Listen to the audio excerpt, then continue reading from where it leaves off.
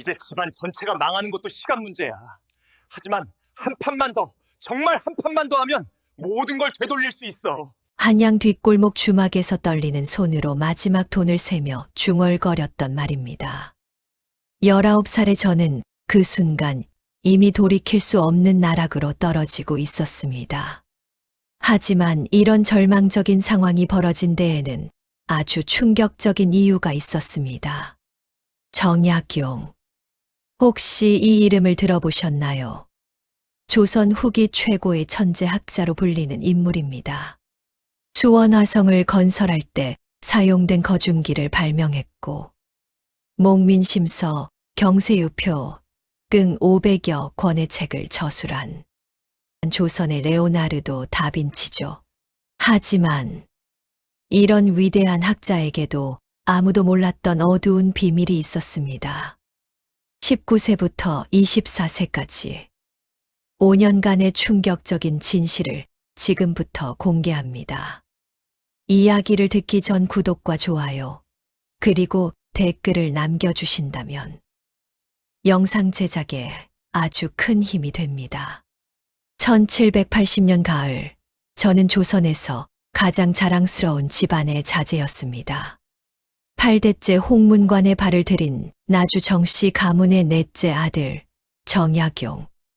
할아버지부터 아버지까지 모든 어른들이 입에 침이 마르도록 자랑하시던 학문으로 먹고 사는 집안 내 후계자였죠. 매일 새벽 5시에 일어나 대학을 읽고 아침 식사 후에는 성균관으로 향했습니다. 동료들과 경전을 토론하고 스승들께 질문하고 저녁에는 집에서 촛불을 켜고 주자의 주석을 달달 외우는 것이 제 일과였어요. 아버지 정재원께서는 늘 만족스러운 미소를 지으며 말씀하셨습니다. 약용아, 너만큼 성실한 아이를 본 적이 없구나. 이런 식이면 곧 우리 집안에 또 한 명의 대학자가 나올 것 같다. 그런 칭찬이 달콤하면서도 무거웠습니다. 8대 조상의 무게, 가문의 기대, 모든 것이 제 어깨를 짓누르고 있었거든요. 때로는 숨이 막힐 것 같았어요. 하지만 그래도 견딜만 했습니다. 19살까지는 말이죠.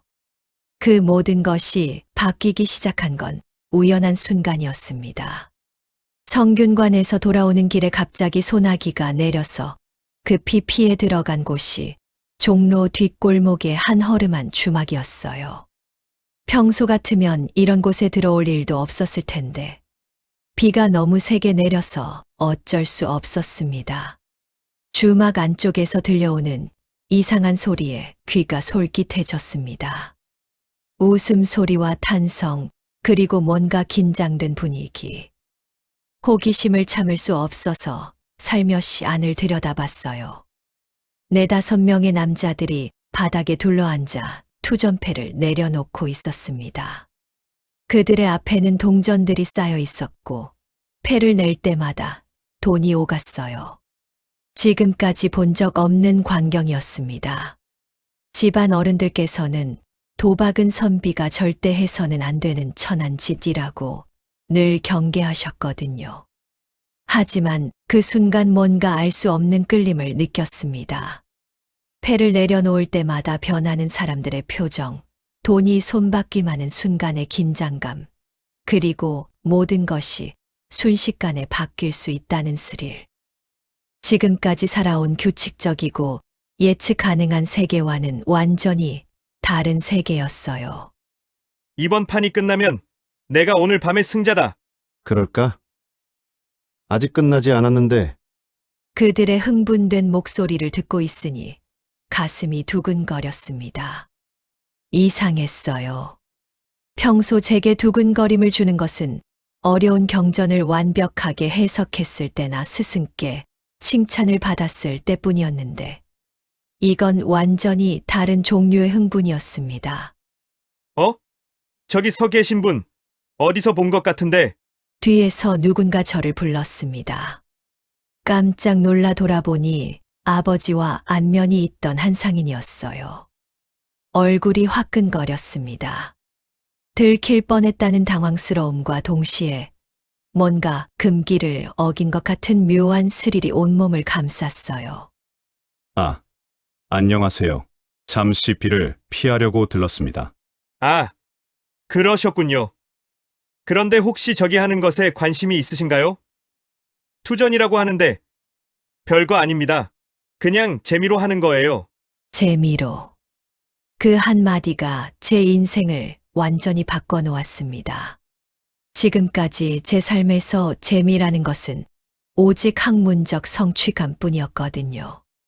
복잡한 철학 문제를 풀어냈을 때의 쾌감, 어려운 한문을 번역했을 때의 만족감. 하지만 이건 완전히 다른 종류의 재미였습니다. 그날 밤 집에 돌아와서도 계속 그 장면이 머릿속에 맴돌았습니다. 평소 같으면 맹자나 중용을 펼쳐들고 밤늦도록 공부했을 텐데 그날은 도무지 글이 눈에 들어오지 않았어요. 대신 투전패의 그림들이 자꾸 떠올랐습니다. 장군, 상, 졸. 그 단순한 그림들이 만들어내는 경우의 수가 묘하게 매력적이었어요. 이건 그냥 호기심일 뿐이야. 한 번만 보고 끝내자. 스스로를 달래며 다음 날 저녁 다시 그 주막을 찾았습니다. 이번에는 비가 오지도 않았는데 말이죠. 문을 열고 들어서자 어제 그 상인이 반갑게 손을 흔들었어요. 어제 그 양반. 오늘은 어떻게? 그냥 지나가다가. 그럼 한번 직접 해보시겠어요? 처음이시니까 줄칙부터 천천히 가르쳐 드리죠. 배우는 건 어렵지 않았습니다. 사실 규칙 자체는 단순했거든요. 하지만 그 안에 숨어있는 심리전과 확률 계산이 흥미로웠어요. 어떻게 보면 경전 공부와 비슷한 면이 있었습니다. 복잡한 요소들을 종합해서 최적의 판단을 내려야 하는 거니까요. 처음에는 작은 돈으로 시작하는 게 좋습니다. 10문 정도면 어떨까요? 10문. 제 한 달 용돈의 10분의 1 정도 되는 금액이었어요. 큰 돈은 아니었지만 그래도 실제 돈을 거는 것은 처음이라 손이 떨렸습니다. 첫 판을 졌습니다. 당연한 일이었죠. 규칙을 이제 겨우 익힌 상태였으니까요. 하지만 그 짧은 순간 동안 느꼈던 긴장감이란 심장이 터질 것 같았어요. 한 번 더 해보겠습니다. 이번에는 운이 좋았습니다. 20문을 따게 된 거죠. 그 순간의 느낌을 평생 잊을 수 없습니다. 머리가 핑 돌면서 온몸에 전기가 흐르는 것 같았어요. 지금까지 느껴본 적 없는 강렬한 쾌감이었습니다. 초보치고 운이 좋으시네요. 아, 네. 그냥 운인 것 같은데요. 겸손하게 대답했지만 속으로는 우쭐해지기 시작했어요. 역시 나는 뭘 해도 잘하는구나 하는 자만심이 고개를 들었습니다. 그날 이후 거의 매일 밤 그 주막을 찾았습니다. 낮에는 여전히 성균관에서 모범적인 유생 노릇을 했지만 해가 지면 완전히 다른 사람이 되었어요. 집에서는 약용이가 요즘 부쩍 공부에 열중한다며 흐뭇해하셨죠. 밤늦도록 방에 불이 켜져 있으니까 당연히 그렇게 생각하셨을 겁니다. 하지만 실제로는 도박에서 딴 돈을 세어보거나 다음날 쓸 전략을 짜고 있었어요. 투전에 익숙해지자 골패라는 더 복잡한 게임에도 손을 댔습니다. 이건 투전보다 훨씬 전략적이고 심리적인 게임이었어요. 이거는 정말 머리를 써야 하네요. 맞습니다. 그래서 똑똑한 사람들이 더 재미있어 하죠. 그 말이 제 자존심을 자극했어요. 역시 내 같은 지식인이 하기에 적합한 게임이구나 하는 생각이 들었습니다. 점점 더 큰 돈을 걸기 시작했어요. 처음에는 10문, 20문이었는데 어느새 100문, 200문을 걸고 있더군요. 하지만 그때까지는 전체적으로 이기고 있었습니다. 조금씩이지만 돈이 늘어나고 있었어요. 어느 날 밤 평소보다 운이 특별히 좋아서 천문 가까이 따게 되었습니다. 그때 누군가 새로운 제안을 했어요. 정도령, 이제 좀 더 스케일이 큰 걸 해보시겠어요? 쌍육이라고 아십니까? 쌍육. 주사위 2개를 던져서 말을 움직이는 게임이었는데 겉보기에는 단순해 보여도 실제로는 확률과 전략이 복합적으로 작용하는 깊이 있는 놀이였어요. 무엇보다 한 번에 걸 수 있는 돈의 규모가 달랐습니다. 한번 배워보겠습니다. 그날 밤 처음으로 300문이라는 큰 돈을 걸고 쌍육을 했어요. 심장이 터질 것 같았지만 동시에 지금까지 느껴본 적 없는 짜릿함이 온몸을 감쌌습니다. 운 좋게 이겼습니다. 600문을 손에 쥐게 된 거죠. 그 순간 저는 확신했어요. 제가 이 분야에도 재능이 있다고 말이죠. 역시 뭘 해도 결과는 비슷하네요. 완전히 자만에 빠져 있었습니다. 하지만 동시에 뭔가 위험한 길을 걷고 있다는 불길한 예감도 스멀스멀 올라오기 시작했어요. 집에 돌아와 거울을 보니 제 모습이 달라져 있었습니다. 눈빛이 예전과 다르고 표정도 어딘지 모르게 날카로워져 있더군요. 그리고 주머니 속 600문의 무게가 묘하게 무거웠어요. 나는 지금 뭘 하고 있는 거지? 처음으로 자기 자신에 대한 의구심이 들었습니다. 하지만 그 의구심보다는 내일 또 가서 더 큰 돈을 따겠다는 기대감이 더 컸어요. 그날 밤 잠자리에 누워서도 계속 다음 판에 대한 상상을 했습니다. 더 큰 돈을 걸고 더 큰 승리를 거두는 꿈 말이죠. 그때는 몰랐습니다. 이것이 시작에 불과했다는 것을, 그리고 앞으로 저를 기다리고 있는 것이 얼마나 끔찍한 나락인지를 말이에요. 이번 판이 끝나면 나는 진주에서 가장 부자가 될 거야. 촉성루 누각에서 제가 외치던 말이었습니다. 22살의 저는 그 순간 세상을 다 가진 것 같은 기분이었습니다. 하지만 이런 오만한 상황이 벌어진 데에는 아주 충격적인 이유가 있었습니다. 1782년 가을, 아버지를 따라 진주에 내려온 지 벌써 반년이 흘렀습니다. 아버지 정재원께서 진주 목사로 부임하시면서 저도 함께 따라온 것이었죠. 처음에는 한양을 떠나는 것이 아쉬웠습니다. 그 주막들, 그 도박판들과 멀어진다는 게 견디기 힘들었거든요. 하지만 진주에 와서 보니 이곳도 만만치 않았습니다. 오히려 한양보다 더 은밀하고 자유로운 분위기였어요. 목사의 아들이라는 신분 때문에 아무도 저를 의심하지 않았고 덕분에 더욱 대담해질 수 있었습니다. 정약용 부친께서 정무가 바쁘시니 저는 남강변을 둘러보며 시라도 읽겠습니다. 매일 저녁이면 이런 핑계로 집을 빠져나왔습니다. 실제로는 시를 읽으러 가는 게 아니라 촉성루 근처의 은밀한 놀이터들을 찾아다니는 것이었죠. 진주는 영남 지역의 중심지답게 전국 각지에서 온 상인들과 기생들이 모여드는 곳이었습니다. 당연히 돈이 오가는 곳이기도 했고요. 처음 촉성루에 올라간 건 순전히 구경 때문이었습니다. 남강이 내려다 보이는 그 아름다운 누각에서 선비들이 시를 읊고 풍류를 즐긴다는 이야기를 들었거든요. 하지만 밤이 되면 그곳은 완전히 다른 모습이었습니다. 어머, 이 도련님은 어디서 오셨어요? 처음 보는 얼굴인데. 저는 한양에서 온 정약용이라고 합니다. 아, 그럼 목사날의 아드님이시네요. 어머나, 그런 귀한 분이 이런 곳까지. 기생들이 저를 둘러싸며 반겨주었습니다. 한양의 주막과는 차원이 다른 화려함이었어요. 비단 옷을 입은 아름다운 여인들이 저를 위해 술을 따르고 가야금을 타며 노래를 불러주었습니다. 마치 꿈속에 있는 것 같았죠. 도련님, 우리 재미있는 놀이 하나 아세요? 쌍육이라고 하는 건데, 쌍육이요? 물론 알죠.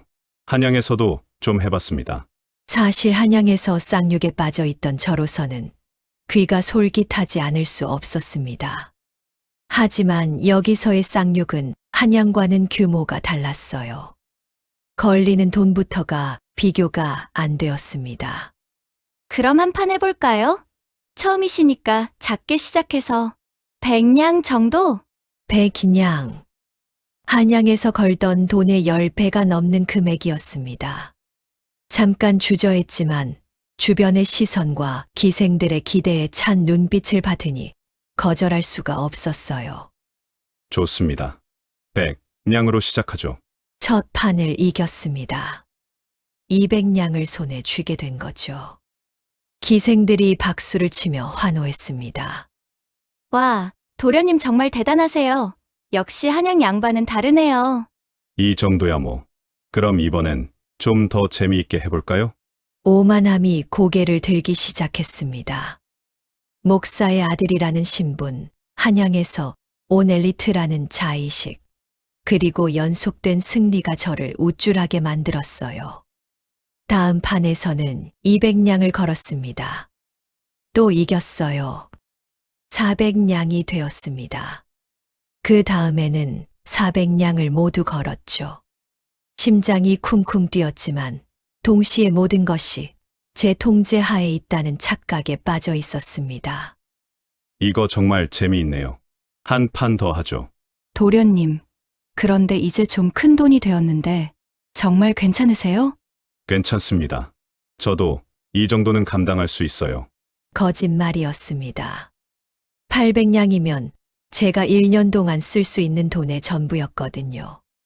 하지만 그 순간에는 그런 현실적인 계산이 머릿속에 들어오지 않았어요. 오직 이기고 있다는 사실, 그리고 모든 사람들의 시선이 저에게 집중되어 있다는 쾌감만이 있을 뿐이었습니다. 연승은 계속되었습니다.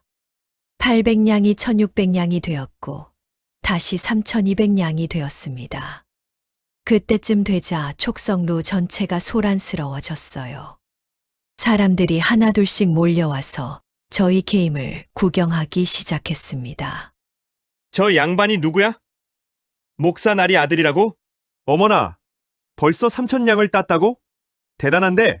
여러분, 오늘 밤이 바로 제 인생 최고의 밤이 될 것 같습니다. 완전히 도취되어 있었습니다. 술도 많이 마셨지만 그보다는 승리의 쾌감에 취해 있었던 것 같아요. 3,000냥이라는 거금을 손에 쥐고 있다는 사실이 믿어지지 않았습니다. 도련님, 이제 그만하시는 게 어때요? 이미 충분히 많이 따셨잖아요. 아니에요. 오늘은 제가 무적인 것 같아요.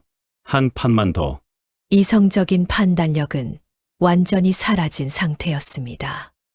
3,000냥 전부를 걸고 마지막 판을 시작했어요. 주사위를 굴리는 손이 떨렸습니다. 하지만 그것은 두려움 때문이 아니라 흥분 때문이었어요. 운 좋게 그 판도 이겼습니다. 6,000냥. 제가 태어나서 한 번에 만져본 돈 중 가장 큰 금액이었어요. 하하, 봤죠? 제가 뭐라고 했습니까? 그 순간에 저는 완전히 제정신이 아니었습니다. 6,000냥을 들고 일어나서 촉성루 전체를 돌아다니기 시작했어요. 오늘 밤 여기 계신 모든 분들께 술 한 잔씩 대접하겠습니다. 도련님, 정말 대단하세요. 그리고 기생 여러분께도 모두 용돈을 드리겠어요? 돈을 물쓰듯 뿌려댔습니다. 300냥을 술값으로 또 300냥을 기생들에게 나눠주었어요. 그래도 아직 3,000냥이 남아 있었으니까 여유가 있다고 생각했습니다. 도련님은 정말 마음씨가 후하시네요. 한양 양반다우세요. 이 정도야 뭐 돈이라는 게 쓰라고 있는 거 아닙니까? 완전히 허세를 부리고 있었어요. 실제로는 그 3,000냥이 제 전 재산이나 다름없었는데 말이죠. 밤이 깊어갈수록 분위기는 더욱 화려해졌습니다. 기생들이 춤을 추고 술이 끊임없이 오갔습니다. 저는 그 모든 것의 중심에 서 있었어요. 마치 왕이라도 된 것 같은 기분이었습니다. 인생이 이렇게 즐거운 줄 몰랐네요. 매일 책만 읽고 살았는데 이런 세계가 있다니. 도련님, 그럼 내일도 오실 거예요? 당연하죠. 내일은 오늘보다 더 크게 해보겠습니다. 그 말을 하는 순간 뭔가 섬뜩한 느낌이 스쳐 지나갔습니다. 마치 제가 돌이킬 수 없는 말을 해버린 것 같은 느낌이었어요. 하지만 술과 승리의 쾌감에 취해 있던 저는 그 경고 신호를 무시해 버렸습니다. 새벽이 되어서야 집에 돌아왔습니다. 거울을 보니 제 얼굴이 완전히 달라져 있더군요. 눈빛이 날카로워져 있고 입가에는 오만한 미소가 걸려 있었습니다. 그리고 주머니 속 3,000냥의 무게가 묘하게 무겁게 느껴졌어요. 이제 진짜 시작이야. 스스로에게 속삭이며 잠자리에 들었습니다. 하지만 잠이 오지 않았어요. 머릿속에서는 계속 다음 판에 대한 계획이 돌고 돌았습니다. 더 큰 돈을 걸고 더 큰 승리를 거두는 상상 말이죠. 그때는 몰랐습니다. 그 밤이 제 인생에서 가장 위험한 밤이었다는 것을 말이에요. 아버지, 정말 죄송합니다. 하지만 이번만큼은 어떻게든 돈을 구해주세요. 무릎을 꿇고 아버지께 애원하던 그 순간이 제 인생에서 가장 치욕스러운 순간이었습니다. 23살의 저는 그제서야 깨달았습니다. 제가 얼마나 깊은 수렁에 빠져 있는지를 말이죠. 하지만 이런 절망적인 상황이 벌어진 데에는 아주 충격적인 이유가 있었습니다. 촉성루에서의 대승 이후 2달 동안 저는 마치 신이라도 된 것처럼 행동했습니다. 매일 밤 도박판을 전전하며 더 큰 돈을 걸고 더 큰 스릴을 추구했어요. 3,000냥이라는 미천이 있다는 자신감 때문이었을까요? 평소보다 훨씬 과감해졌습니다. 처음 며칠은 좋았습니다. 작은 판에서 계속 이기며 자신감을 키웠어요. 하지만 문제는 점점 더 큰 돈을 걸기 시작했다는 것이었습니다. 100냥으로 시작해서 200냥, 300냥. 어느새 한 판에 1,000냥을 거는 것이 당연해졌습니다. 이 정도 돈은 제게 용돈 수준입니다. 역시 목사나리 아드님은 다르시네요. 거짓 허세였습니다. 하지만 그런 말을 하는 저 자신이 대단하게 느껴졌어요. 진주에서 가장 큰 손으로 통하고 싶었습니다. 그리고 한동안은 그럴 수 있을 것처럼 보였어요. 하지만 도박이라는 것이 원래 그런 법이죠. 언제까지나 이길 수는 없는 거니까요. 첫 번째 큰 손실은 한 달 후에 찾아왔습니다. 쌍육 한 판에서 1,500냥을 잃었어요. 그래도 아직 1,500냥이 남아 있었으니까 큰 문제는 아니라고 생각했습니다. 오늘은 운이 나빴네요. 내일 다시 따면 됩니다. 도련님, 그런데 요즘 너무 무리하시는 것 같은데. 무리요? 이 정도가 무슨 무리입니까? 저희 집은 이 정도 돈쯤은 말끝을 흐렸습니다. 사실 이미 제 한계를 넘어서고 있다는 걸 스스로도 알고 있었거든요. 다음 날 본전을 찾겠다는 일념으로 더 큰 판에 뛰어들었습니다. 1,500냥을 모두 걸고 한판 승부를 벌인 거죠. 결과는 또 패배였습니다. 순식간에 3,000냥이 모두 사라져버린 거예요. 그 순간의 절망감이란 마치 하늘이 무너지는 것 같았습니다. 머리가 하얘지면서 아무 생각도 할 수 없었어요. 주변 사람들의 시선이 갑자기 차갑게 느껴지기 시작했습니다. 정도령, 오늘은 운이 안 따르시네요. 아, 네. 이런 날도 있는 거죠. 겉으로는 태연한 척했지만 속으로는 패닉 상태였습니다. 3,000냥이 없으면 더 이상 게임을 계속할 수 없다는 현실이 막막했어요. 하지만 동시에 이 상태에서 그만둘 수도 없었습니다. 잃은 돈을 되찾아야 한다는 강박이 더 컸거든요. 내일 더 큰 돈을 가져오겠습니다. 그때 제대로 붙어보죠. 하하, 좋습니다. 기다리고 있겠어요. 집에 돌아가는 길, 발걸음이 무거웠습니다. 어떻게 돈을 구해야 할지 막막했어요. 용돈으로는 턱없이 부족했고, 그렇다고 아버지께 직접 달라고 할 수도 없는 상황이었습니다. 며칠 동안 고민하다가 결국 집안의 귀중품을 몰래 팔기 시작했습니다. 어머니의 비녀, 아버지의 벼루, 제 책 중에서 감나가는 것들. 하나씩 내다 팔며 돈을 만들었어요. 다행히 집안 사람들은 진주에 온 지 얼마 안 되어서 물건들이 어디 있는지 정확히 파악하지 못하고 있었습니다. 이 비녀는 꽤 좋은 옥이네요. 100냥 어떠세요? 너무 적은 것 같은데 200냥은 어떨까요? 글쎄요. 그럼 150냥으로 하죠. 이런 식으로 1000냥 정도를 모았습니다. 죄책감이 들었지만 금방 따서 다시 사오면 된다고 스스로를 위로했어요. 하지만 그 1000냥도 사흘 만에 다 잃었습니다. 이번에는 정말 절망적이었어요. 더 이상 팔 것도 없었고 집안 사람들이 물건들이 없어진 것을 눈치채기 시작했거든요. 날이 안방에 있던 옥비녀가 보이지 않습니다. 뭐, 비녀가 없다고? 아, 그거 제가 봤는데 어디 두었더라? 둘러대기 시작했습니다. 하지만 하나둘씩 물건들이 사라지는 것을 숨길 수는 없었어요. 결국 일주일 후 아버지께서 저를 불러 세우셨습니다. 야경아, 너 혹시 무슨 일이라도 있느냐? 요즘 집안 물건들이 자꾸 없어지는데. 아버지, 그건 말이 나오지 않았습니다. 어떻게 설명해야 할지 모르겠더군요. 설마 너 도박이라도 하는 건 아니겠지? 그 한마디가 저를 완전히 무너뜨렸습니다.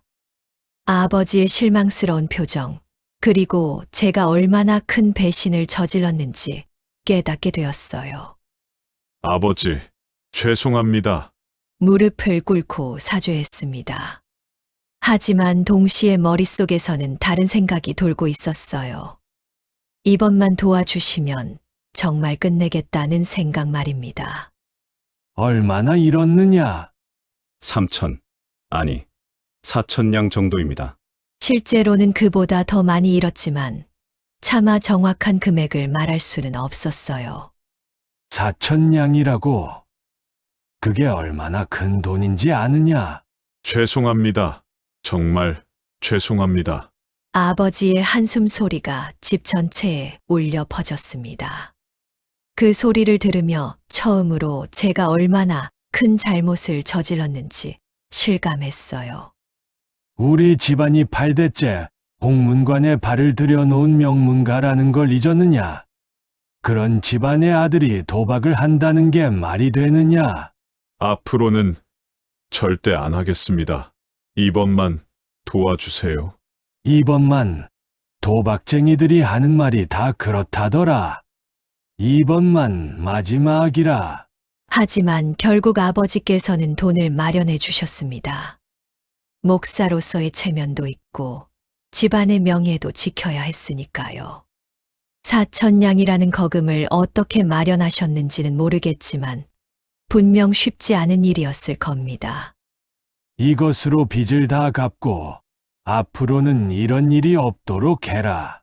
만약 다시 한번 이런 일이 일어나면 네. 아버지, 정말 감사합니다. 다시는 이런 일 없을 겁니다. 그 순간에는 정말 그렇게 생각했어요. 아버지의 실망스러운 표정을 보니 정말로 끝내야겠다는 생각이 들었습니다.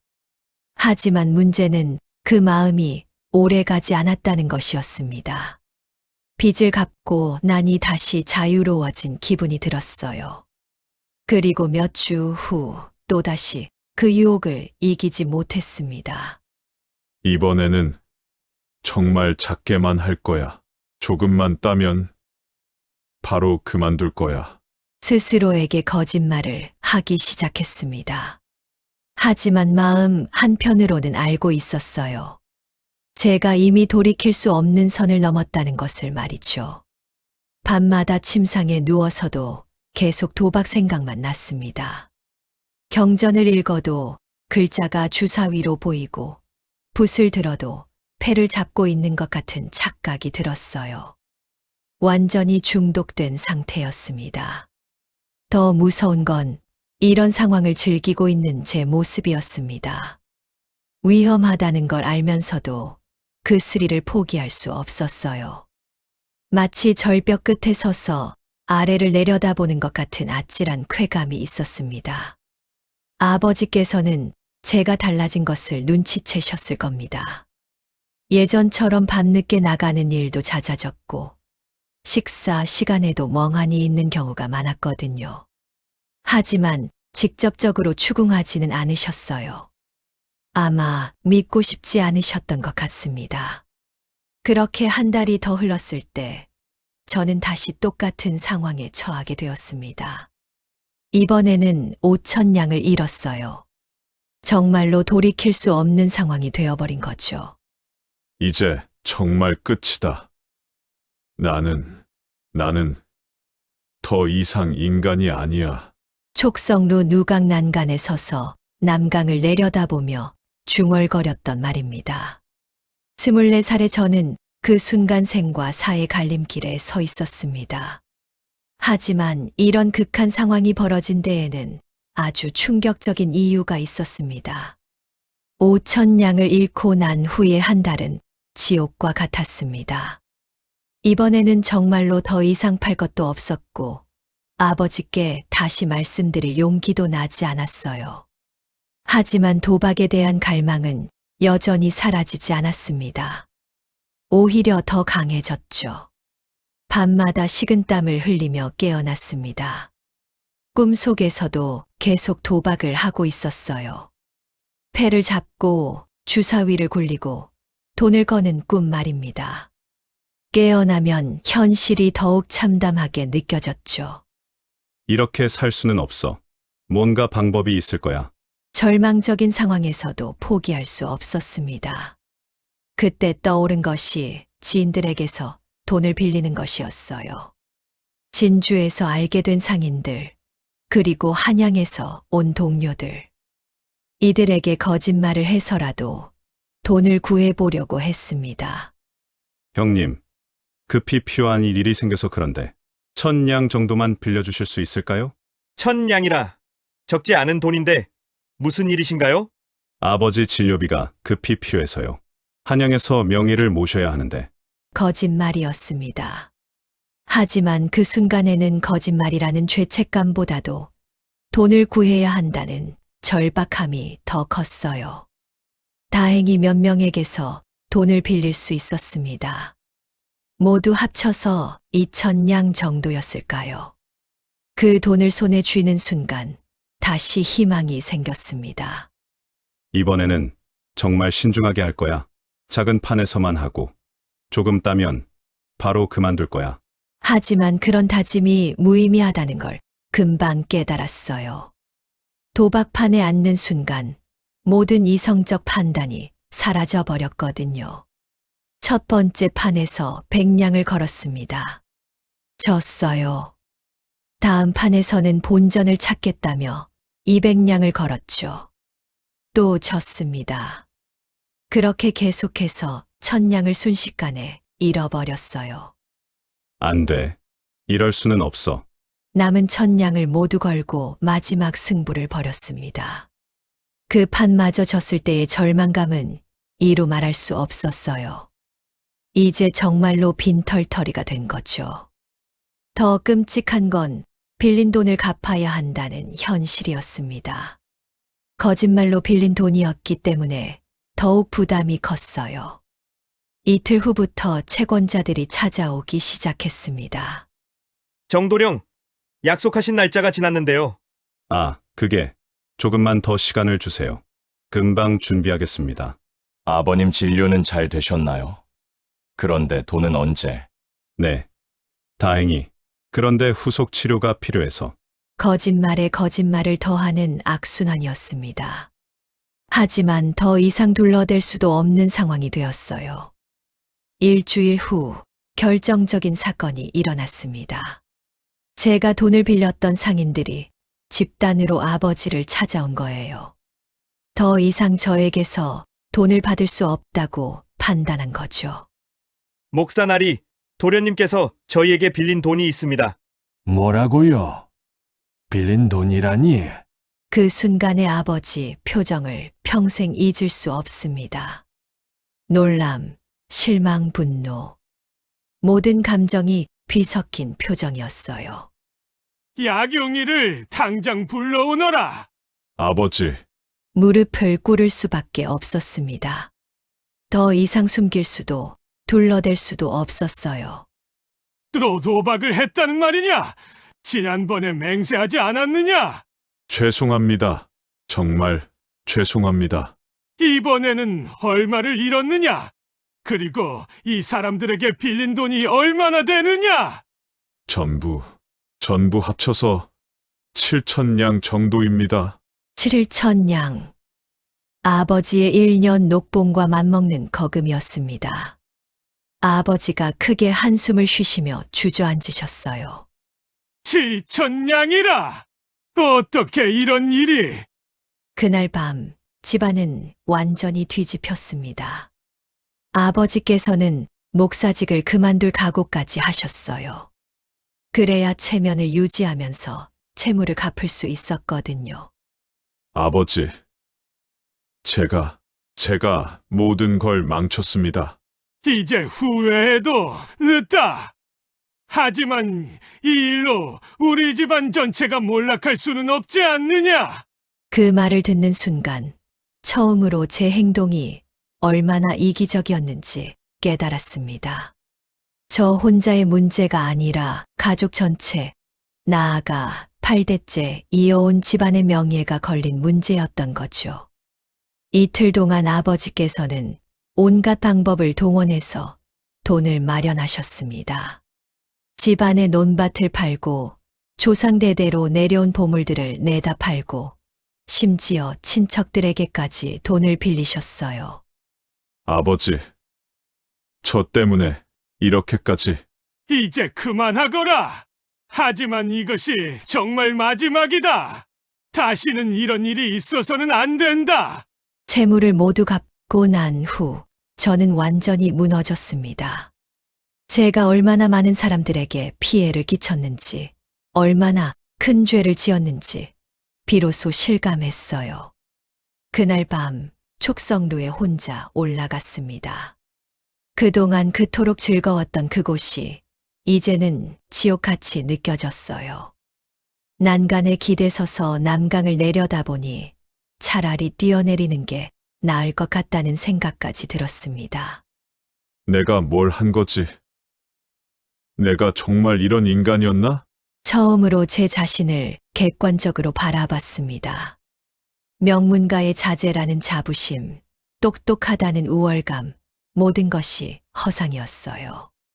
진짜 저는 그냥 도박에 중독된 한심한 인간이었습니다. 용기만 있고 지모가 없다. 그래. 바로 이거야. 그때 문득 떠오른 말이었습니다. 어디서 들었는지도 모르는 말이었지만 정확히 제 상황을 표현하는 것 같았어요. 용기는 있어서 무모하게 큰 돈을 걸었지만 지혜는 없어서 언제 그만둬야 하는지 몰랐던 거죠. 그리고 선만 좋아했지. 가릴 줄 몰랐다. 이것도 맞았습니다. 저는 승리의 쾌감만 좋아했지. 그것이 가져올 결과에 대해서는 전혀 생각하지 못했어요. 언제 그만둬야 하는지, 어디서 선을 그어야 하는지 전혀 판단하지 못했습니다. 그날 밤 촉성루에서 내린 결심이 제 인생의 전환점이 되었습니다. 이제 정말 끝이야. 절대로 다시는 이런 일은 없을 거야. 하지만 말처럼 쉽지 않았어요. 도박을 끊는다는 것은 단순히 도박장에 가지 않는다는 게 아니었습니다. 생활 패턴을 완전히 바꿔야 했어요. 처음 며칠은 정말 힘들었습니다. 저녁만 되면 자동으로 발걸음이 주막 쪽으로 향했어요. 손이 떨리고 식은땀이 나고 밤에는 잠을 이룰 수 없었습니다. 이게 중독이구나. 그제서야 깨달았어요. 제가 단순히 재미로 도박을 한 게 아니라 완전히 중독되어 있었다는 것을 말이죠. 하지만 포기하지 않았습니다. 대신 책을 읽기 시작했어요. 도박에 대한 생각이 들 때마다 경전을 펼쳐들고 글을 읽었습니다. 처음에는 글자가 눈에 들어오지 않았지만 시간이 지나면서 조금씩 집중할 수 있게 되었어요. 겨울 시내를 건너듯 사방의 이웃을 두려워하듯. 노자의 말이었습니다. 조심스럽게 신중하게 살아가야 한다는 뜻이었죠. 이 말이 제 마음에 깊이 새겨졌습니다. 한 달이 지나고 두 달이 지나면서 조금씩 안정을 되찾기 시작했습니다. 하지만 완전히 벗어나기까지는 오랜 시간이 걸렸어요. 도박에 대한 유혹은 수시로 찾아왔고, 그때마다 그날 밤 촉성루에서 느꼈던 절망을 떠올리며 버텼습니다.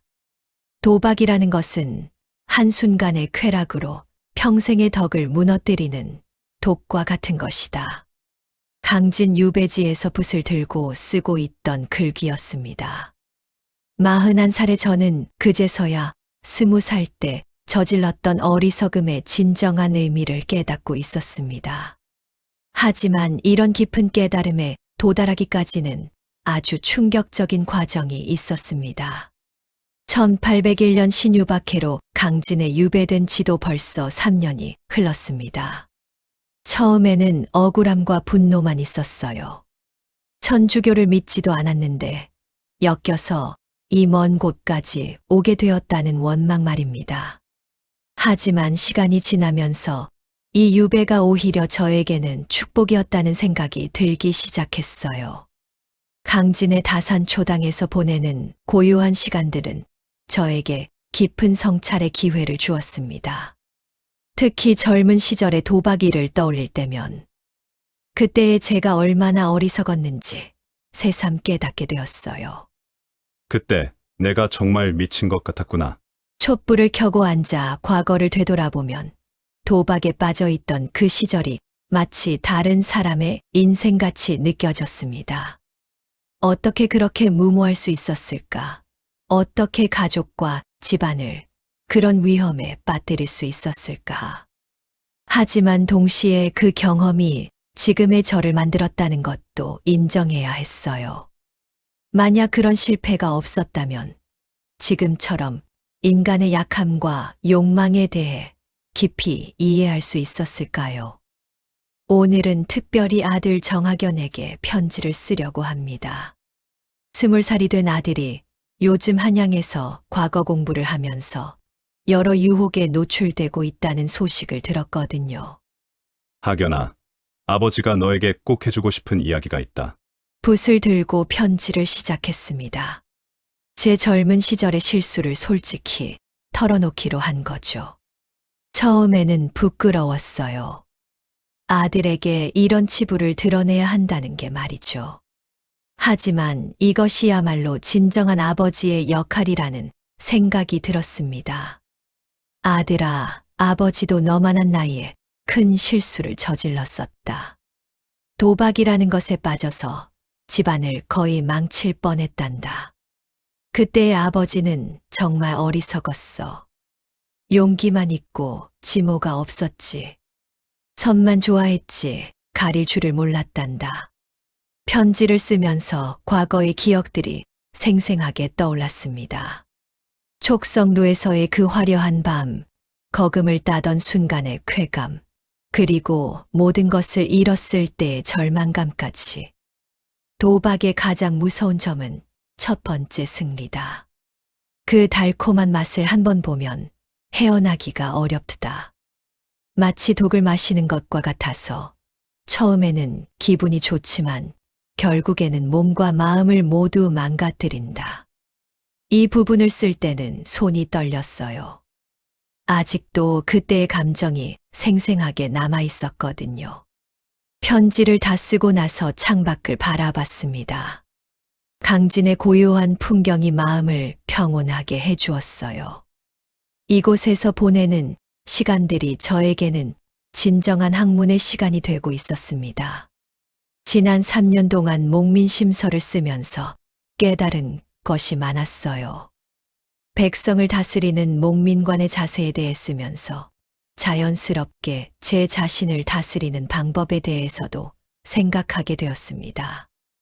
백성을 사랑하는 근본은 아껴 쓰는 데 있고, 아껴 쓰는 근본은 검소하게 말하는 데 있다. 이 구절을 쓸 때도 젊은 시절의 제 모습이 떠올랐어요. 그때의 저는 전혀 검소하지 않았죠.